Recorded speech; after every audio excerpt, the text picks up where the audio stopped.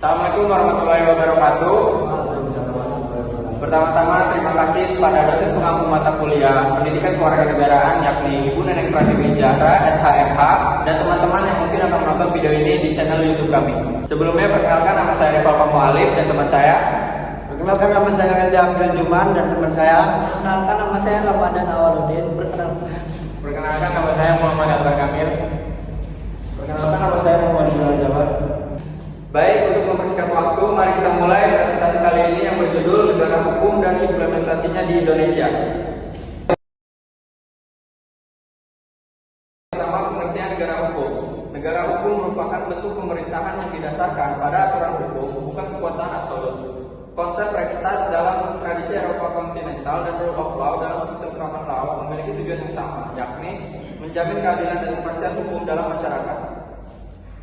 Selanjutnya ada ciri-ciri negara hukum. Yang pertama, pemerintah berdasarkan hukum. Pemerintahan dalam negara hukum harus dijalankan sesuai dengan aturan hukum yang berlaku. Artinya, seluruh tindakan dan kebijakan pemerintah tidak boleh didasarkan pada kekuasaan semata, tetapi harus tunduk pada hukum yang telah ditetapkan secara sah. Yang kedua, perlindungan hak asasi manusia. Negara hukum menjamin dan melindungi hak-hak dasar manusia sebagai bagian dari prinsip keadilan. Setiap warga negara memiliki hak untuk hidup, berpendapat, memeluk agama, mendapat pendidikan, dan hak-hak lainnya yang melekat sebagai manusia. Yang ketiga yaitu trias politika adalah prinsip pemisahan kekuasaan dalam 3 cabang utama, yaitu eksekutif, legislatif, yudikatif, dan seterusnya. Yang keempat yaitu ada peradilan yang independen. Hakim harus bebas dari tekanan politik dan ekonomi. Lembaga peradilan dalam negara hukum harus bebas dari pengaruh kekuasaan eksekutif, legislatif maupun tekanan ekonomi dan kelompok tertentu. Hakim harus dapat memutuskan perkara berdasarkan hukum dan hati nuraninya secara objektif dan adil. Oke, selanjutnya penerapan rule of law. Yang pertama itu ada supremasi hukum, yaitu hukum berada di atas segalanya, termasuk pemerintah dan seluruh lembaga negara. Tidak ada kekuasaan yang lebih tinggi dari hukum.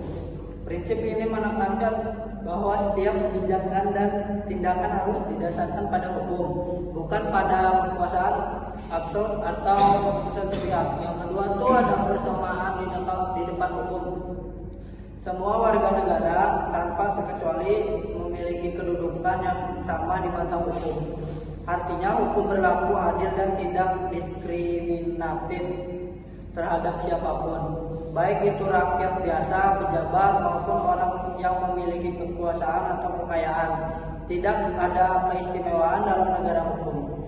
Yang ketiga itu ada legalitas dan kepastian hukum. Semua tindakan pemerintah dan warga negara harus berdasarkan pada aturan hukum yang jelas dan berlaku. Tidak boleh ada tindakan hukum yang dilakukan secara sewenang-wenang. Yang keempat tuh ada due process of law. Prinsip ini menjamin bahwa setiap orang yang berhadapan dengan hukum berhak mendapatkan perlakuan yang adil, terbuka, dan sesuai prosedur hukum yang berlaku. Tidak ada seorang pun yang boleh dihukum tanpa melalui proses hukum yang sah. Yang terakhir ada kemandirian lembaga peradilan. Lembaga peradilan harus bebas dari pengaruh politik, ekonomi maupun tekanan pihak luar. Hakim harus dapat membuat keputusan berdasarkan hukum dan nuraninya tanpa investasi. Kemandirian ini penting agar peradilan bisa menegakkan keadilan secara objektif dan tidak berpihak. Oke, selanjutnya yang slide berikut itu penerapan rule of law di Indonesia, yaitu supremasi hukum. Itu penerapan supremasi hukum berarti bahwa hukum menjadi kekuasaan tinggi dalam suatu negara. Semua tindakan pemerintah, warga negara, dan lembaga negara harus tunduk pada hukum. Contohnya itu pejabat yang melakukan korupsi tetap diproses hukum meskipun memiliki jabatan tinggi. Hukum tidak tunduk pada kekuasaan, tetapi kekuasaan tunduk pada hukum. Perlindungan HAM ini melalui konstitusi menjadi landasan utama dalam menjamin hak asasi manusia.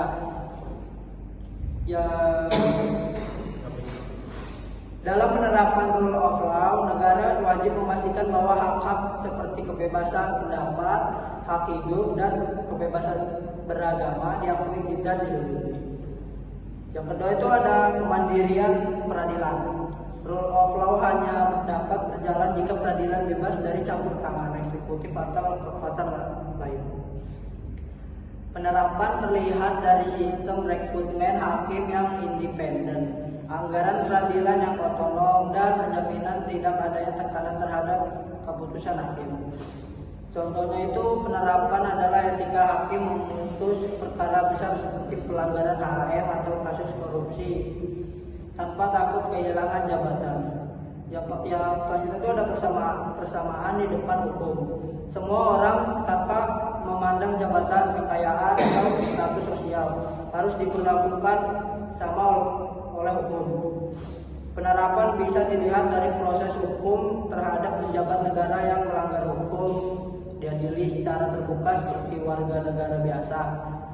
Tidak ada diskriminasi dalam hukum, termasuk terhadap minoritas atau kelompok rentan. Oke, selanjutnya hambatan dalam implementasi rule of law. Korupsi dalam lembaga penegak hukum.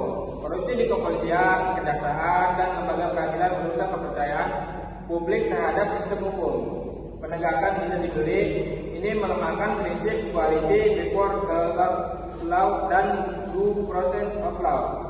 Karena hukum tidak lagi ditegakkan secara objektif dan transparan. Intervensi politik dalam peradilan ketika kekuasaan eksekutif atau partai politik mempengaruhi proses peradilan, maka independensi lembaga yudikatif terganggu. Hakim bisa ditegak untuk memutus perkara berdasarkan kepentingan politik, bukan berdasarkan hukum. Hal ini merusak prinsip kemandirian peradilan dan melelahkan keadilan. Ketimpangan akses terhadap keadilan. Tidak semua warga negara memiliki kesempatan yang sama dalam mendapatkan bantuan hukum, terutama masyarakat miskin, kelompok minoritas, atau yang tinggal di daerah terpencil. Ini bertentangan dengan prinsip persamaan keadilan struktural dalam masyarakat. Kurangnya kesadaran hukum masyarakat. Banyak masyarakat yang belum memahami hak dan kewajiban hukumnya, sehingga mudah dimanipulasi atau takut memperjuangkan keadilan. Kurangnya pendidikan hukum menyebabkan rendahnya partisipasi warga dalam menegakkan hukum dan mudah pelanggaran hak. Regulasi yang tumpang tindih.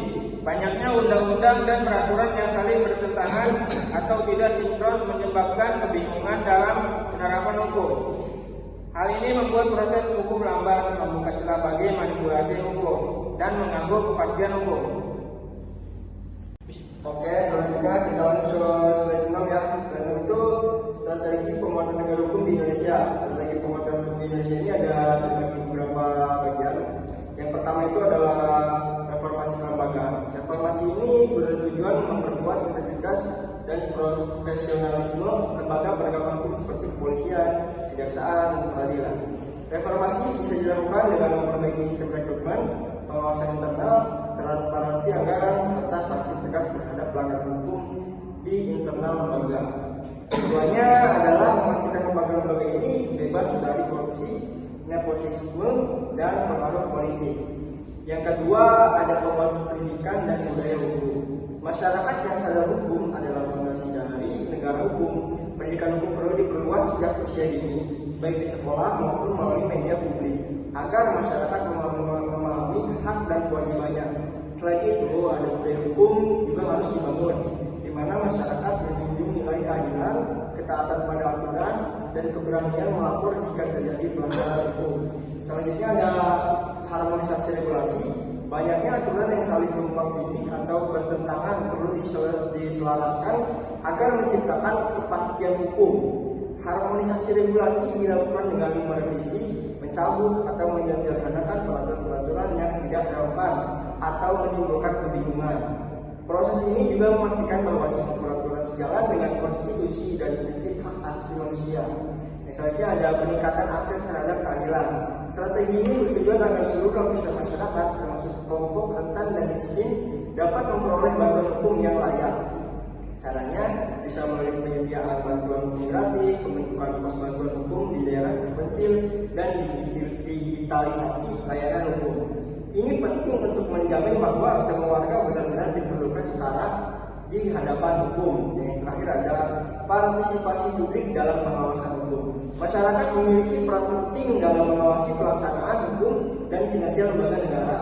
Pengawasan ini bisa melalui media, lembaga swadaya masyarakat atau LSM, atau mekanisme aduan publik.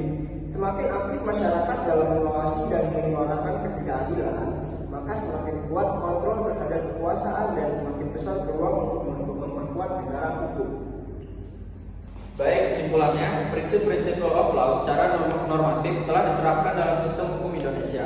Namun berbagai hambatan seperti korupsi, intervensi politik, dan rendahnya akses keadilan menjadi kendala serius dalam implementasinya. Untuk mewujudkan negara hukum yang kuat, diperlukan upaya strategis dan menyeluruh, baik dari aspek kelembagaan, regulasi, maupun budaya hukum. Baik, cukup sekian dari kelompok kami. Kurang lebihnya mohon maaf. Semoga dapat